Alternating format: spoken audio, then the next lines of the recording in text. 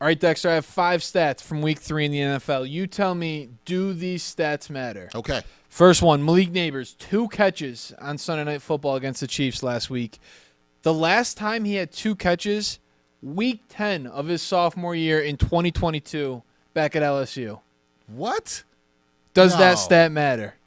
Yeah, it matters. It absolutely matters. And you know why? Because Malik Nabers is a player on the Giants I'm concerned about, right?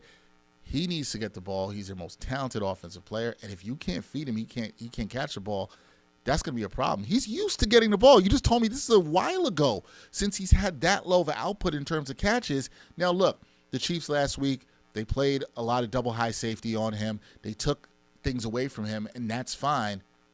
But you got to find a way to get that man the ball because he's not going to be happy. Moonball was not available. Moonball was not moving.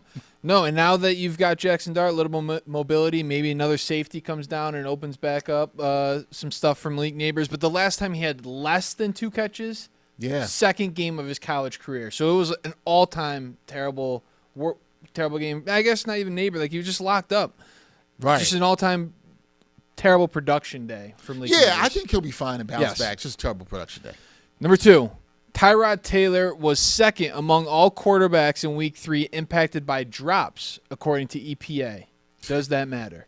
Yeah, it absolutely matters. When you look at how bad the Jets' offense was in that game, particularly in the first half, and look, his receivers did him no favors. You obviously saw the interception he threw at the end of the first half. Garrett Wilson gave up on running his route in the ball. That hurt. But, yeah, the offense would click a little bit more if guys caught the ball. You know how you get yards? Catching the ball.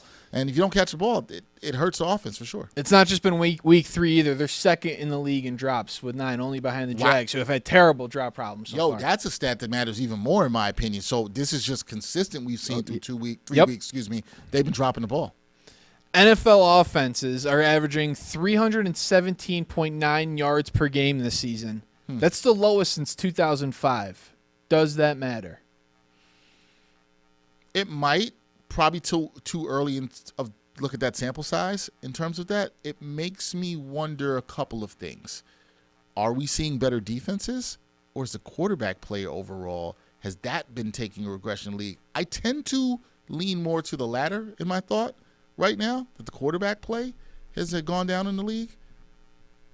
But I think I need to see more of a trend of this. Like, I'd like to see the stat after week 6. I'm interested how it goes longer into the year because when the weather gets colder, you think the yards go down, but also you're getting more comfortable in your offense. So, fair. But also defenses are getting more comfortable in their system. So I'm not sure. I'm interested in how it usually gets throughout the season. But interesting, 20 years we haven't seen offenses be this bad to start a season at least. Interesting. Number 4, I had to do this. Daniel Jones, only quarterback in the last 75 years to have each of the following: 3-0 start, over 70% completion percentage, over 850 total yards, 6 or more total touchdowns, no turnovers. He's the only quarterback to do that? Only quarterback in the last 75 years to do that. I know that brought a lot of joy to your heart to bring up those stats. He's playing out of his mind. He's playing out of his mind right now. Listen, I know we talked about this before. It's kind of wait-and-see mode. Does it matter? Yeah, because Danny Dimes hadn't been that good. I'll tell you who it matters to a lot. Giants fans, they don't feel good about any of this at all whatsoever. Now, listen, Tommy, I know you agreed with me on this. We got to see the consistency here with Daniel Jones beyond these 3 games, but I think it's going to build confidence for the Colts as they continue to roll. He's done it against a good defense in the Denver Broncos. He's got another good defense he's facing this week in the Rams. More will tell, but it matters.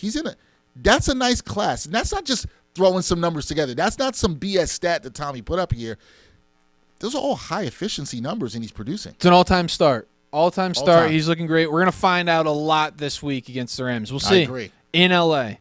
Last one. Packers had won 300 straight games, went up 10-plus points in the final 4 minutes. Does that matter? And then they did not. They did not. The Browns. Syracuse, Andre Schmidt. Otto Andre. I know you like that. I did like that. Schmidt happens. Schmidt happens. Does it matter or not? Not really. But here's the thing. You don't want to ever lose a streak like that to the Browns. They are the Browns. Fair. This is not the person you want to lose that streak to. Like, you couldn't close against the Browns. Look, it's disappointing for the Packers in the grand scheme of things. I still think they're one of the best teams in football, and I think they'll be fine. So I'm saying no, it doesn't matter. But internally, you didn't want it to happen to the Browns. It is the Browns. I agree with you. It seems like when it's happened 300 straight times, this is the outlier. This is the fluke. I think they're going to be just fine. Yeah, it and was a still fluke. be what we thought 2 weeks into the season, one of the best teams in the NFL. I agree. Doesn't matter. Week 3.